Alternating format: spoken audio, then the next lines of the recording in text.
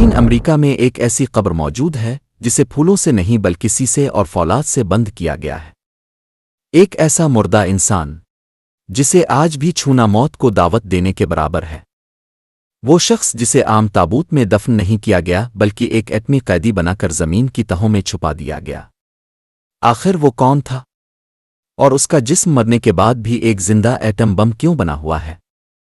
آئیے جانتے ہیں رچرڈ لیروئے مککنل کی اس ہولناک داستان میں۔ 3 جنوری 1961۔ وقت رات کے 9:01۔ جگہ آئیڈاہو کا سنسان صحرا جہاں امریکی فوج کا ایک خفیہ پروجیکٹ ایسل ایک ری ایکٹر کام کر رہا تھا۔ باہر خون جما دینے والی سردی تھی لیکن ری ایکٹر کے اندر درجہ حرارت بڑھ رہا تھا۔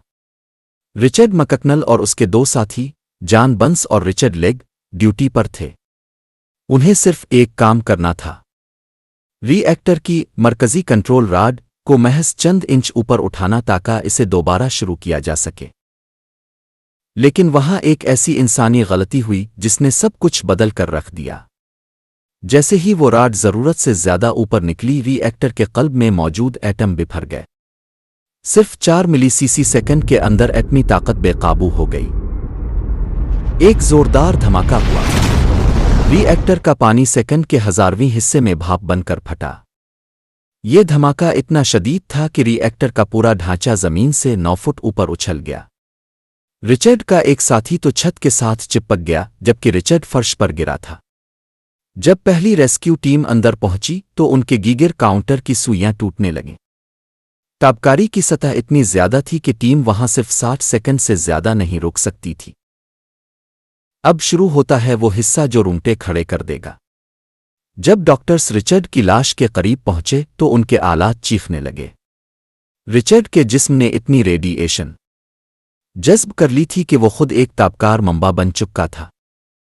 اس کی لاش سے نکلنے والی شعاعیں اتنی طاقتور تھیں کہ اس کے قریب کھڑا ہونا خودکشی کے مترادف تھا۔ سائنسدانوں کے سامنے 3 بڑے چیلنجز تھے۔ پہلا مسئلہ، اسے غسل نہیں دیا جا سکتا تھا کیونکہ وہ پانی زمین میں جا کر اسے ہزاروں سال کے لیے بنجر کر دیتا۔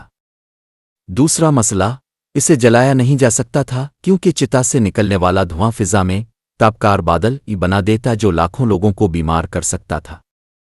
تیسرا مسئلہ، اس کے جسم میں موجود ایٹمی ذرات اس کے گوشت اور ہڈیوں کا حصہ بن چکے تھے۔ ڈاکٹروں نے اسے ہاٹ باڈی او قرار دے دیا۔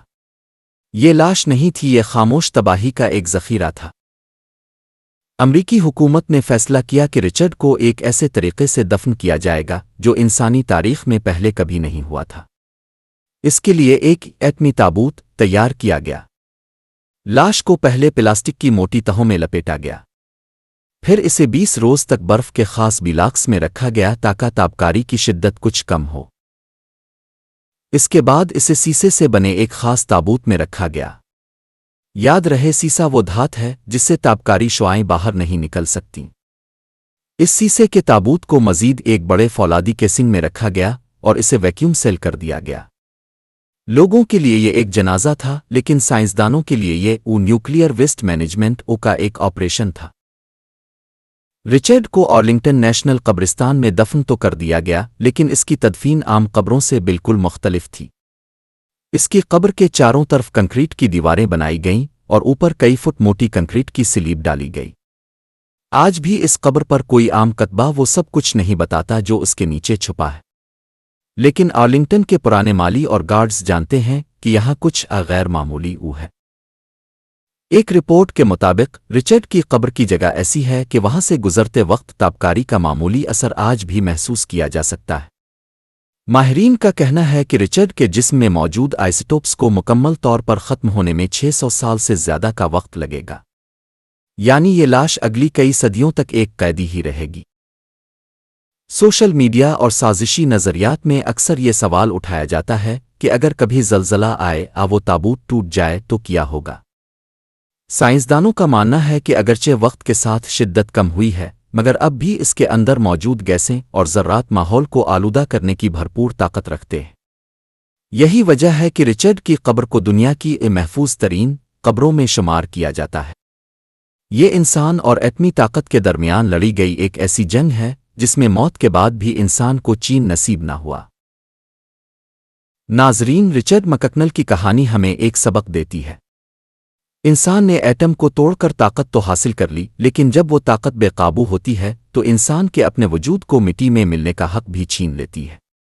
رچرڈ ایک ہیرو تھا جس نے اپنی ڈیوٹی کے دوران جان دی، لیکن اس کی قبر ایک خاموش وارننگ ہے کہ سائنس کا یہ جن اگر ایک بار بوتل سے باہر آ جائے تو اسے دوبارہ قید کرنا کتنا مشکل ہے۔ کیا آپ کو لگتا ہے کہ ایٹمی توانائی کی یہ خطرات ہماری ترقی سے زیادہ بڑے ہیں؟ کیا ہمیں ایسی طاقتوں کے ساتھ کھیلنا چاہیے جو ہماری قبروں کو بھی قید خانہ بنا دیں؟ اپنی رائے کمنٹ میں ضرور دیں، اس ویڈیو کو لائک کریں اور اپنے دوستوں کے ساتھ شیئر کریں۔ اگر آپ نے ابھی تک سبسکرائب نہیں کیا تو ایسے ہی سنسنی خیز حقائق کے لیے ابھی سبسکرائب کریں۔ اگلی ویڈیو میں ہم آپ کو دکھائیں گے دنیا کا وہ شہر جو آج بھی تابکاری کی وجہ سے بھوت نگر بن چکا ہے۔ تب تک کے لیے اللہ حافظ۔